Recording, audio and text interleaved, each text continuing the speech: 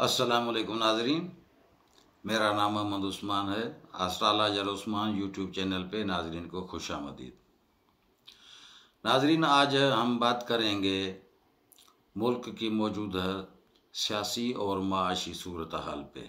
तो नाजरीन, मैंने इस वक्त जो वक्ती जायचा बनाया है उसके मुताबिक हम बात करेंगे कि इस वक्त जायचा मुल्क का और आवाम का उस और उनके मसाइल जो हैं उस पर थोड़ी सी नज़र डालेंगे। तो नंबर पहले, आवाम और उसके मसाइल, परेशानियाँ और निचले दर्जे की जो आवाम है वो क्या चाहते हैं। नंबर दो, मुल्क की माशी सूरत हाल और सियासी हालात। पहले बात करते हैं आवाम की। तो नाजरीन, इस वक्त जो आवाम जो गरीब आवाम है बहुत परेशान है। बेरोज़गारी, महंगाई और बदअमनी, ज़ख़ीरा अंदोसी और करप्शन और जैसे डकैतियाँ हों, वारदातें हों और बम धमाके हैं, पूरे मुल्क में इसका जाल बिछा हुआ है। हालात बहुत संगीन हैं और कारोबारी हजरात जो हैं वो ज़ख़ीरा अंदोज़ी है।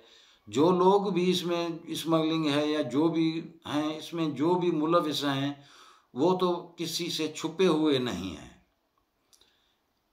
अवाम जो है उनको भी पता है और जो ऊपर हुक्मरान हैं या रियासत है या अदलिया है या जो भी हुक्मरान है उनको भी पता है, लेकिन कोई किसी को कहने वाला नहीं है।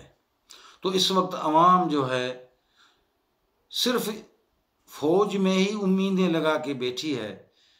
अगर कुछ कर सकती है तो वो फौज ही है, बाकी और कोई भी कुछ नहीं कर सकता। क्यों? क्योंकि जो सियासी लीडर हैं ये तो कल की बात है। किसी ने 10 साल हुकूमत की, किसी ने 15 साल हुकूमत की, किसी ने 5 साल हुकूमत की, बारी बारी हुकूमत की। तो उनको तो अवाम समझ चुकी है कि वो मुल्क में होते हैं या हुक्मरानी पे होते हैं तो कौन से मसाइल उन्होंने हल किए हैं या यही मसाइल उन्होंने पैदा किए हैं।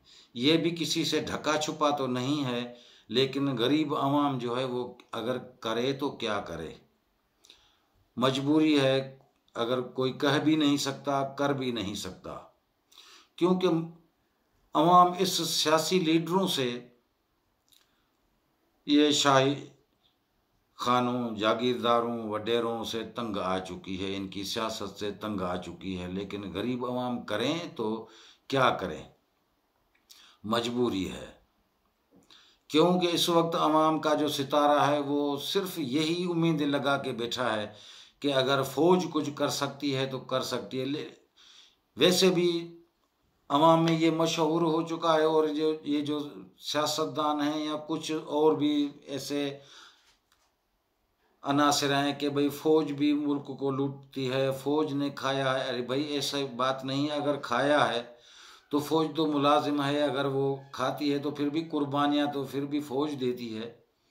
कोई सियासी लीडर अपनी फौज लेके नहीं आया, वो तो सिर्फ हुक्मरानी करते हैं और अपने ही जेब भरते हैं। यही माहौल बना हुआ है, इसलिए तो मुल्क का दिवालिया निकल गया है। तो इस वक्त मुल्क के खाने में जो हम देखते हैं तो दूसरा खाना बैतुल माल का है, तो वो अभी भी वबाल में पड़ा है और यानी कि आमदनी तो ना होने के बराबर है और मुल्क पे खर्चा जो है उसका लोड और भी बढ़ रहा है। और ये जो महंगाई है, ये इस वक्त जो सितारा है इस वक्त जो है ऐसे समझो जुपिटर रुजत में आ गया, तो वो भी छठे खाने में बैठा। तो इस वक्त जो है मेरे अंदाजे मुताबिक तो महंगाई और भी बढ़ेगी, कम नहीं होने वाली अभी। क्योंकि मुल्क के हालात ऐसे हैं, जब तक फौज इसको संभाले और स्मगलिंग को रोके, ज़ख़ीरा अंदोज़ी को रोके और माशी हालात जब तक मुल्क के नहीं सुधरेंगे तब तक तो ये हालात रहेंगे। आवाम को ये बर्दाश्त करना पड़ेगा, लेकिन इसमें थोड़ा सा वक्त दरकार है। वैसे भी इस वक्त जो है सैटर्न जो है जो वो भी उल्टी चाल में बैठा है।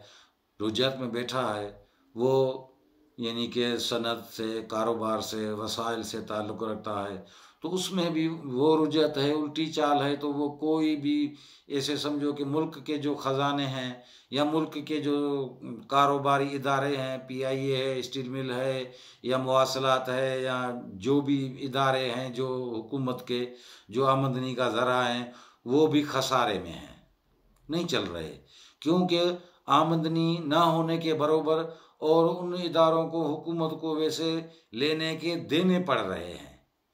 यही असबाब है इस वक्त। ये तो नवंबर तक इंशाल्लाह निकल जाएगा, बाकी वैसे महंगाई की जो ये लहर है, ये तो दिसंबर तक तो कोई इम्कान नहीं लग रहा कि भाई ये महंगाई कम होगी, क्योंकि अभी तो इसको कंट्रोल करने के लिए मैंने पहले भी कहा था कि तब्दीली आएगी, तो तब्दीली तो शुरू हो गई है। तो इसमें ऐसा नहीं है कि किसी से रियायत होगी, चाहे जो भी हो, सियासतदान हो, चाहे ऑफिसर हो, ब्यूरोक्रेट्स हो, जो भी हो, जो करप्ट होगा, जिसने मुल्क को लूटा होगा, तो उनका एहतसाब तो होना है, वो तो हो के ही रहेगा, चाहे सियासतदान भी हो। जिन्होंने, कल का दिन है भाई, अभी इनकी हुकूमत गए 30 दिन हुए हैं, लेकिन इनको शायद 30 साल लग रहे हैं कि अभी भी सियासी जो हलचल है, तो इस वक्त सियासी हालात भी परेशान कौन दिख रहे हैं, हालात इलेक्शन की तरफ जाते हुए नज़र नहीं आ रहे। और सियासतदान जो हैं वो तो कहते हैं भाई जल्दी इलेक्शन करो तो मुल्क का हल होगा। बड़ी इलेक्शन में आप ही आएंगे, आप तो पहले भी 20 साल रह गए हैं, तो किसी ने नहीं सोचा कि मुल्क के माशी हालात कैसे हैं। माशी हालात जो पीछे हैं या ख़राब हैं, वो तो हमारे अंदाजे मुताबिक तो ये जो मुल्क चलाने वाले थे, इन्होंने ही ऐसा मुल्क का हाल किया है और बेड़ा गर्क किया है। तो अब कैसे वो कहते हैं, अभी वो क्यों नहीं कहते कि भाई मुल्क की माशी सूरत हाल पे वो भी थोड़ा सा हाथ बटाएं और फौज के साथ वो भी खड़े हो जाएं। अवाम तो यही चाहती है कि हम फौज के साथ हैं, और फौज जो है पूरी जिम्मेवारी से, पूरा जो अंदरूनी हालात हैं, दहशतगर्दों के हालात हैं, बम धमाके हो रहे हैं, इधर धाड़ेलू और डाकुओं का कल्चर चल रहा है, तो इनको कौन पुश्तपनाही कर रहा है? ये तो हर एक को पता है, गरीब को भी पता है, तो बड़ों को भी पता है, लेकिन कोई कह नहीं सकता। गरीब कुछ भी कर तो क्या कह भी नहीं सकता। यही हालात बने हुए हैं, लेकिन अब आगे ऐसा नहीं होगा। इलेक्शन में जब भी होगे तो इंशाल्लाह हालात जब सुधरेंगे तब जो है इलेक्शन होंगे। जैसे अभी सियासी बातें जो हो रही हैं कि भाई फिलान तारीख नवाज शरीफ आएगा, वो कहता है ऐसा होगा, जो जो भी कहते हैं, तो इस वक्त जो है वो मवासलात का जो इदारा है, तो वो भी रोजत में बैठा है। तो हमारे ख्याल में ये अफवाहें ही चल रही हैं, कोई पक्की बात तो है ही नहीं कि फिलानी तारीख। पहले भी नवाज शरीफ ने कहा था कि 15 को आएगा, फिर वो कैंसिल होगा, ये तो अफवाहें हैं। नवंबर तक मैंने कहा था कि ये नवाज शरीफ आ ही नहीं सकता, कोई असबाब बनेंगे, उसके बाद देखा जाएगा। लेकिन फ़िलहाल जो हालात जो हैं इस वक्त, हालात बिल्कुल नाजुक मोड़ पे मुल्क के चल रहे हैं, क्योंकि अंदरूनी हालात ही ऐसे हैं कि फ़ौज उसमें मसरूफ़ है और मुल्क इस वक्त इलेक्शन के माहौल में आने के यानी कि हक में नहीं है। इस वक्त मुल्क के जो हालात हैं वो साजगार नहीं है कि इलेक्शन करवा सके। तो मेरे अंदाजे मुताबिक ऐसा लगता है कि इलेक्शन थोड़ा आगे भी जाएंगे, अगले साल हो जाएंगे, वो तो जब हालात सुधरेंगे तब होंगे। बाकी जो है इस वक्त जो बातें हैं तो वो तो बातें ही रहेंगी। तो फ़ौज इसमें, तो नाज़रीन, इसमें मुल्क में जो हालात सही नहीं, इनकी ज़िम्मेवारी जो है वो फ़ौज अदा कर रही है और काम कर रही है। इंशाल्लाह इसमें कामयाब भी होगी। फ़ौज के अलावा किसी को फ़िक्र भी नहीं है मुल्क का कि भाई मुल्क कहाँ जा रहा है। अगर फ़िक्र है तो फ़ौज है, और गरीब आवाम को भी इस मुल्क का फ़िक्र है। मुल्क सुधरेगा तो आवाम भी सुधरेगी और खुशहाली भी आएगी, नहीं तो आवाम इस महंगाई की पसी चक्की में पिसती रहेगी। तो इस वजह से फ़ौज अहम किरदार अदा करेगी। कोई सियासी यानी कि इलेक्शन ये मुल्क का हल नहीं है। हल है तो पहले पहले मुल्क के माशी हालात सुधारना, यही हल है। तो मैं सियासतदानों के लिए भी ये कहता हूँ और आवाम को भी यही कहता हूँ कि भाई सियासतदान जो कहते हैं तो माशाल्लाह वो तो सियासत करने ही आते हैं, लेकिन मेरे अंदाजे मुताबिक किसी को भी मुल्क का फ़िक्र नहीं है। इस वक्त जो मौजूद है सूरत हाल जो है फ़ौज की है, वो फ़ौज इस वक्त अहम किरदार अदा कर रही है। और इस वक्त जो मौजूदा हुकूमत है वो तो इस वक्त थोड़ी सी उलझन में है। वो 15-16 तारीख के बाद, कल से या परसों से, उसका भी सितारा सही हो जाएगा। फिर इंशाल्लाह हुकूमत भी की रिज़ल्ट जो है आवाम को अच्छा रिलीफ देने वाली है। इंशाल्लाह खुशखबरी मिलेगी। तो नाजरीन, आज के लिए इतना ही। दुआ करें अल्लाह ताला हमारे मुल्क को शाद व आबाद रखे। कल मिलेंगे, फिर मिलेंगे अगली वीडियो में। तब तक के लिए खुदा हाफिज़।